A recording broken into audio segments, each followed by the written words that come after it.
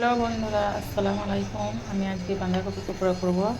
ওই জন্য আমি পেঁয়াজ, ধনেপাতা কুচি, কারি পাতা, আদা রসুনের পেস্ট দিয়ে মিক্সড করে দেবো।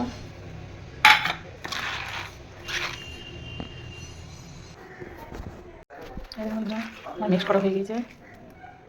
এবারে জিরে ধনে গুঁড়ো, হলুদ গুঁড়ো, লঙ্কার গুঁড়ো, চিনি, নুন, চাট মশলা আর বেকিং পাউডার দিয়ে এবার মিক্সড করবো।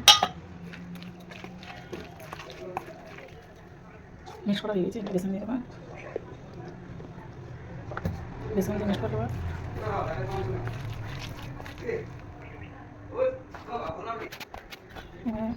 সামনে কর্নফ্লাওয়ার দিয়ে দিলাম, কর্নফ্লাওয়ার দিয়ে ভালো মিক্স করে নিচ্ছি। দিয়ে মিক্স করে দেওয়া আমি পকোড়া করে চেক করবো। হ্যালো বন্ধুরা, পকোড়া দিয়েছি, এবারে তেল দিয়ে দিচ্ছি পকোড়া ছাড়ার জন্য। তেলটা গরম হয়ে গেছে, এবারে পকোড়া দিয়ে দিচ্ছি।